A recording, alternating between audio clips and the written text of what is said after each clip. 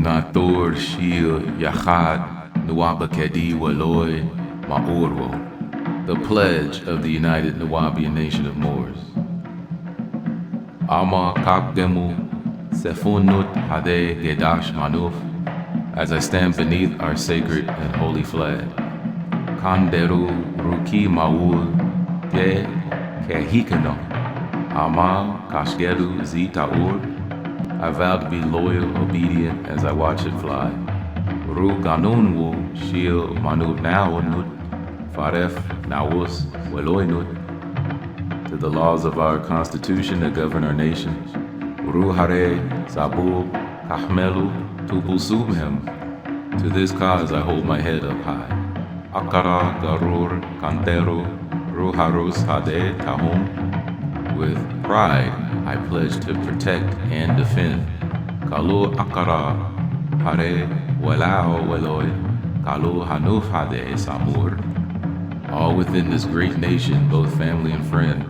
Ru Yankud Faref Karetkut Mu Adorhut Agoyu, to ensure all has their equal rights. Ruhare Sabu Kazur Gedu Atnachum, to this cause I will lay down my very life. Ama Kapdemu Tachuth Haresan Un Hade Gedash Danun, as I stand beneath this sacred and holy seal. Kanderu Nafusum Mewa Chelas Hade Kazut Menu Tiat Mewikanu Akara Khera. I vow myself loyal, sincere, and vow integrity with zeal.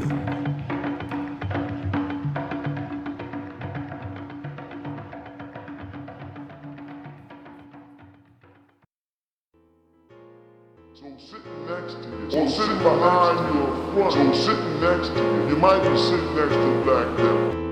It states in Psalms chapter 82 verse 6, I have said ye are gods, and all of you are children of the Most High. This is the Elder Raziel with a message for the children of the Elohim. I walked the long journey on the short path, where after this non-mind, this mind expands math itself. Came through with the master teacher. Get wealth from what I have to teach you. Not a preacher, the Anunnaki created this creature, fully packed with features. Nuwabu, knocking off leeches. Peace to Malachi, Ziyor, Noble Jew Ali, the Honorable Elijah Muhammad. Respect and pay homage from the Nuwabian tribe. We hope to see you. We still kicking the flows. All the girls know. Just listen to show so your mind grows toward a genetic explosion.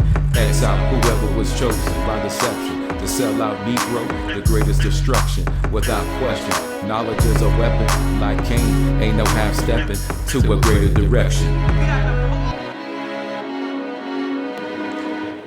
Rit Nalej Radio. This is your host, Moruta Hedokayu. All right, give yourself a hand for being here this morning. We on the truck. We are in Texas. Matter of fact, we in Tyler, Texas, to be more exact. All right, and today is year 83, month 13 of Hathor, first week, second day of Antum. So that's what it is in our Gregorian calendar. It is March 25th, 2024, which I know y'all Negroes is familiar with. If you want to check out what day it actually is in Nuwabu, then check out www.unnm.net. Now, it is show 52, and one subject that's been grabbing my ear lately is wage slavery. Can you say it with me? Wage slavery, inshallah. Okay. Now this is a touchy subject because I think if you didn't grow up with the silver spoon, you weren't Ricky from Silver Spoons and you were rich, you probably had to go through wage slavery for the simple fact that your parents really didn't have any resources to give you. They had jobs. They were employees, but employees don't own they don't own the resource. They just own their labor, and they really don't even own their labor. They've contracted out their labor. So in some instances, they say being an actual slave back in the day is better than wage slavery, because at least I don't know what happened there. Looked like the audio cut out for a second. But like I was saying, they say that, some say that, I don't know, because I didn't go through this, that's actual slavery, like physical slavery, at least what they told us, was better than wage slavery. Could that actually be true? I don't know. They say the slaves, I guess the African slaves, would stay in slave quarters and be fed. It would never have to worry about where to stay or where to get their next meal. I don't know how I feel about that. You know what I mean? Because if I had to choose what type of slave to be, I would be a wage slave than a physical slave. Because I'd be ready to kill somebody's ass if they whip me. That's all I would think about. You know what I'm saying? Ruano. Okay, so I'm not trying to compare each type of slavery because they're both bad. When a man or a woman can't make enough money to sustain themselves, we're not even talking about offspring here. We're just talking about maintaining yourself. When you don't make enough money to do that, that hurts. That hurts. And then you'll start going off and thinking about crime. Your vibrations will lower if you're a physical person. If you're not a physical person, you're spiritual, these things may not affect you as much, and it may not change your high vibration. Or I'll say mid-tone vibration for those who aren't well learned, that just feel good. You know, you're feeling good about life. You're not really into the spiritual thing, but you're feeling good about life. You're optimistic. That also counts in the spiritual world. So right now, what I would like to do, I've been watching YouTube videos as I'm driving around the country, and there's a young brother named Ty Dixon, his YouTube channel, and the video is called The Truth About Warehouse Jobs. All right, now, as I play this video, I'm also going to chime in, because I worked at a lot of warehouse jobs in Southern California. Yeah, Brother Murhuta used to work at warehouse jobs. I probably worked like 10 or 15 of them. You know, I would go through temp agency. I worked with a lot of Mexican guys in Southern California. Sometimes I'd be the only brother in there who could speak English, you know. And then one day I was driving a forklift. And it was the double split forklifts, the one where you can pick up 2 pallets at a time for the Niagara Water Company in Ontario.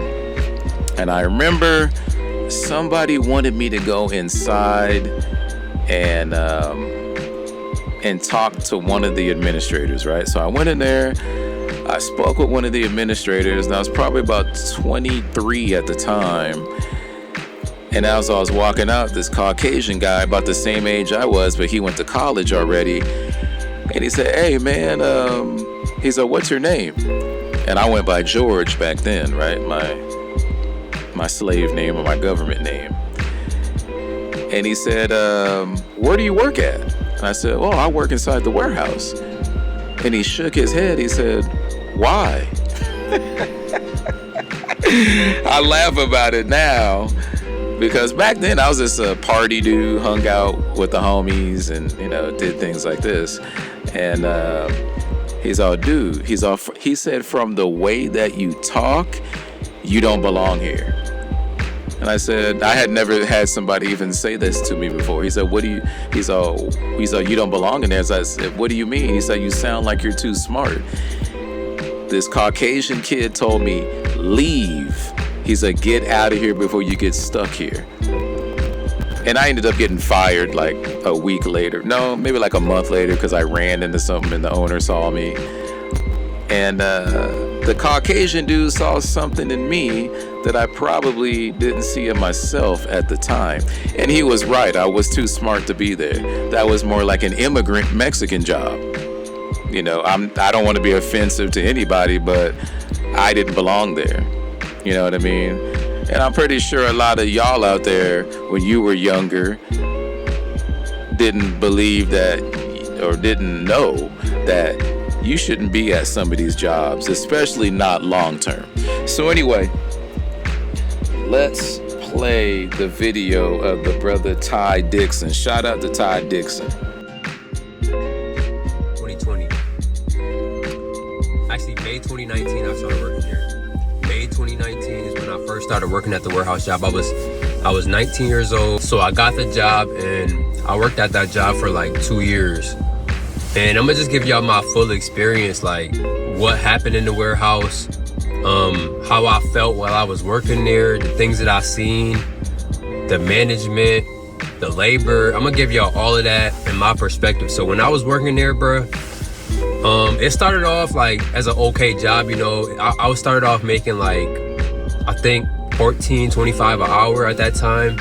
And this was back in 2019 before the pandemic and stuff. So, and that was cool, you know, from coming from nothing, like coming from not having, like I was broke at that time, coming from me being broke and then making some decent money like that. I was like, cool, you know.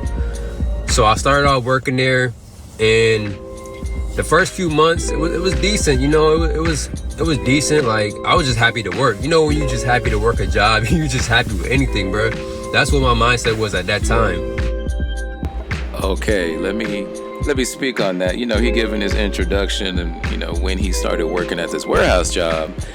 But we got to stop doing this to our youth, to our Moorish youth, our Nuwabian youth, because he should be working with the family.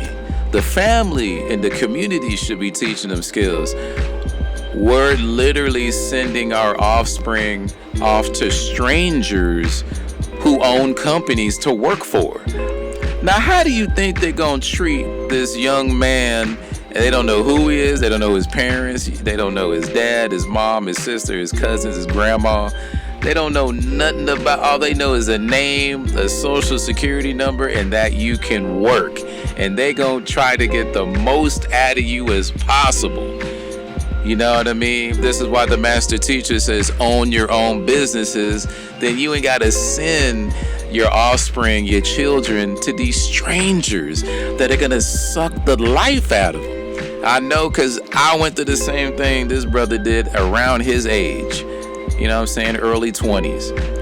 I wish I could have worked for my father or my mother or my grandfather. You know, I wish we had resources to work for, to work with, to get training.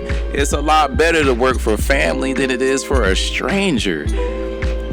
At least family gonna look out for it. The stranger is trying to take advantage around every corner of your life. They're going to drain the energy out of you, get rid of you, and then drain the energy out of somebody else. Now, okay, I'm gonna reserve the rest of my comment for after this young man speaks. I was just happy to have a job. So, I mean, I'm thankful that I got that job. But working at a warehouse, bruh, is not it. Working at that warehouse was probably the most depressing time of my life. Like, it really was killing my spirit. It was really, like, if y'all don't know what a warehouse is, bro, you on concrete the whole day. It's bad for your body. It's no sunlight, bro. And you're around all of these negative people all day. All these people that's just talking about how much they hate their job. Oh yeah, I've been through that before too at a warehouse. Look, now on the flip side of the coin, we gotta look at, you do need to go through hardships in life, whether your family's there or you're working for strangers or whatever the situation may be. Inshallah, mashallah, you have to go through hardships in life. In my generation, I guess they call this Generation X, because I was born in 80, so I think it's 67 to 80. Now, I hung around a bunch of older dudes because I wanted to be older when I was younger. I wanted to do things my cousin Ronald from Long Beach was doing, or my cousin Earl from Compton. I wanted to do what they were doing. Players, straight players. But even besides that, I don't know what I was talking about there. That's just a rant right there.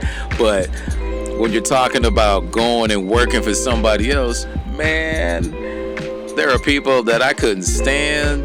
There was my first job. I hate to say it, I got accused of sexual harassment because some girl wanted me to talk to her, and I wasn't really feeling her like that. It was some Mexican girl, and I wasn't really feeling. She was fine, but I wasn't feeling her like that. And I was a very flirty young man, but I would flirt with the customers and not with her. And I guess she was feeling a certain way, and I got accused of something I wasn't even guilty of. And I'm like, this is my first job. I told Tony, my boss at the time, little short Mexican dude, I was like, look, there's no proof of that. I didn't do that, bro. I kept it professional with that woman. And she said you did this and did that. I'm like, so it's just word of mouth. We're accusing people of word of mouth now. So anyway, I got let go from that job and I started working at Vaughn's when I was 18. You know what I mean? But look, I went through that crap, which was unsolicited. You know what I mean? I got a jealous female that wants my attention, and I didn't even know she liked me like that. I'm like, damn, you went to the boss to get me fired instead of being a woman to come up to me and tell you like me? There's some weird stuff going on in this world, but I fell victim of that. I got fired for things that weren't even my fault. You know what I mean? And some things were my fault. Sometimes show up late, sometimes wouldn't show up at all. But I was young and spoiled and still staying with my mama in my early 20s. You know what I mean? So I could afford to do that. But hardships in life, playing the political game, getting let go for things that aren't your fault because of budget concerns, or a boss just might not like you.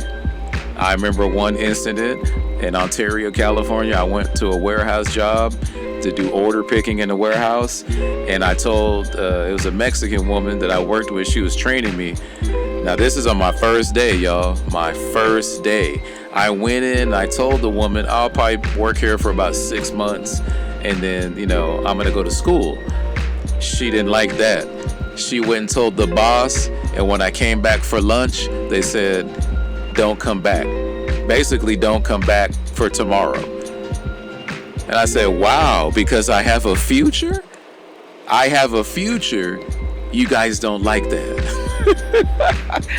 I said, y'all some hateful demons up in here. And I didn't care. I went home, went home to my room, watched some TV, and kicked back. You know what I mean? Now, we didn't look at it as, my anxiety and my mental state is allowing me not to work. No. What you're calling anxiety, everybody got anxiety. It's called stage fright. Everybody has stage fright. They're afraid, they have anxiety when they see a lot of people when they're on stage. It's a normal part of life. That's where I don't relate to Gen Z. Because I'm like, dog, that's normal. That is normal life. Now, if your parents, my generation, if they babied you so much that you can't take life itself, and this ain't even hard. Think about if you lived in a little village in Ghana or something, or Chad, or in Mexico, in the middle of nowhere, up in the mountains where you have to hunt for your food and grow. Y'all ain't going through nothing like that.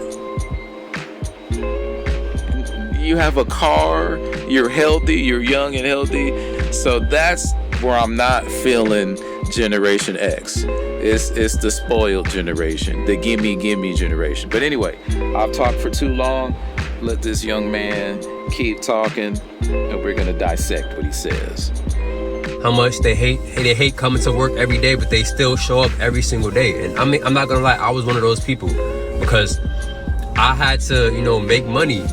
And we working like, so the warehouse that I worked at was, you come in at 11 o'clock and then you can't leave until you finish all the work. So depending on whoever is working there, bro, depending on how fast you, like at my warehouse, bro, what we had to do was basically we had to walk around with a big cart. I'm gonna show y'all a picture. We had to walk around with a big cart and just pick items for customers. And we had to pick items for customers and then package it up in boxes the right way. So it was big boxes, it was small boxes, but we had to just pack items in a box and then push a big ass cart through the warehouse. And it was like a course.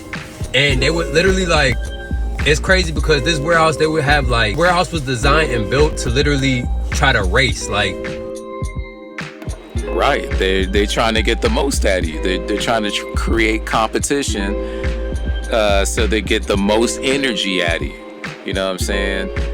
Now, I think most of us can relate to what Ty Dixon is saying, right? We're working jobs. If our parents were conscious of what was going on, the baby boomers, if they were conscious of going on, they would have tried to establish themselves a lot more, because what's happening is they were just benefactors of a good economy, right? In a bad economy, the baby boomers are not prosperous. They're not. In the middle, and there's no such thing as a middle class. That was a new thing that started after World War II in America, because we were flush with money. After World War II, we had the world's reserve currency. It was still backed by gold back then. So they took advantage of the wealth, which they're supposed to do, but they didn't take advantage of the business opportunities that they had. They just wanted to work, and which where most human beings' minds are at. Unfortunately, most human beings just want to work and live a simple life. I think that needs to be spoken for in the aspect of this conversation. Most human beings just want to work. They don't want to study. They don't want to figure out what's going on. They just want to work. And most of the time, that does not work. It doesn't work. Now, we're trying to create a society where it's based on family. You work for family. Family-owned businesses. That's the way it was for thousands of years. It's usually the family that runs the business, because you can't really trust a stranger to run your business. They'd have to prove it to you, right?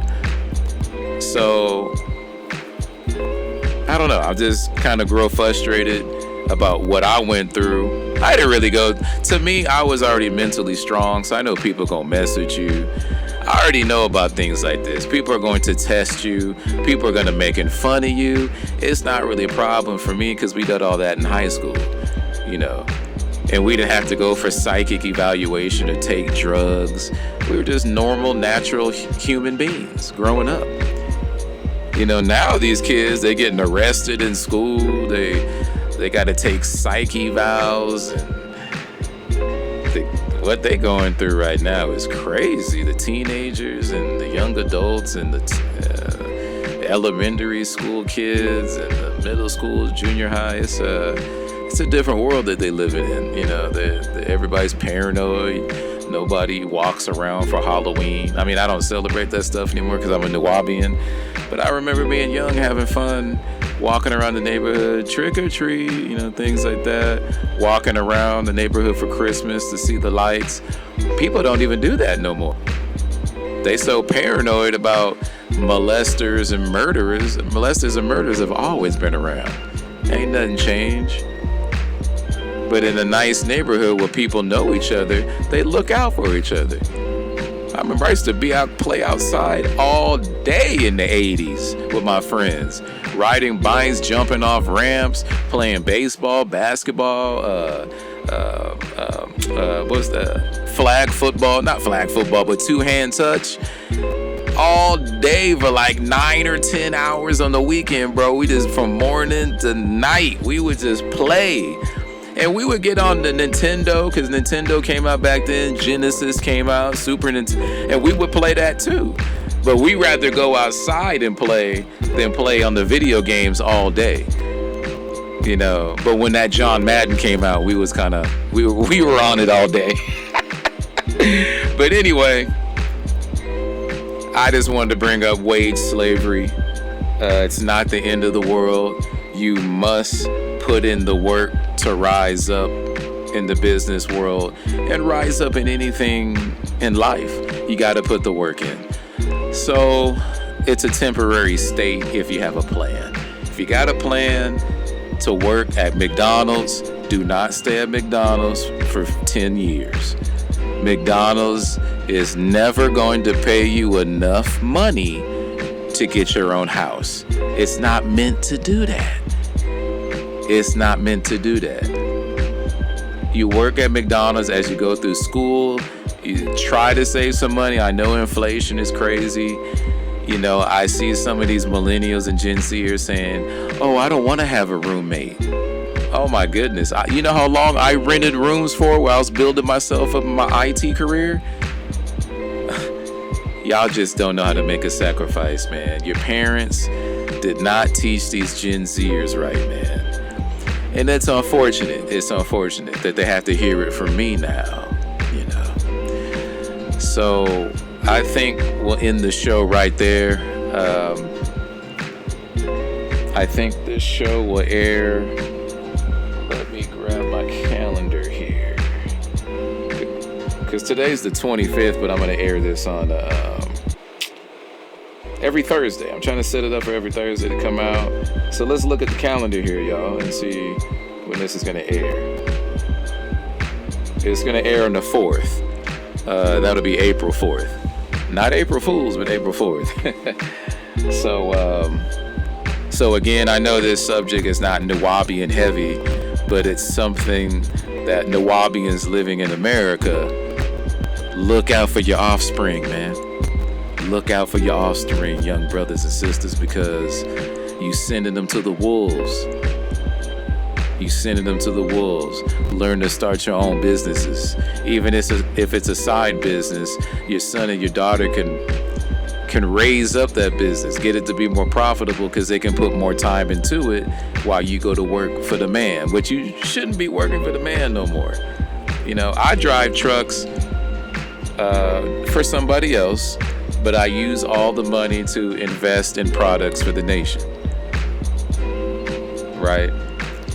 So I could not work and just stay at home because I don't have a mortgage, I don't have a light bill, water bill, you know, I live off grid, but it would eat into my profits. So I said, why not use this CDL I got as an asset for my business? So that's the way I kind of look at it. You got to look at it from the business sense. You got to connect the dots. All right. So with that said, it's the 83rd year, 13th month of Hathor, first week, second day of Antum. Wadu.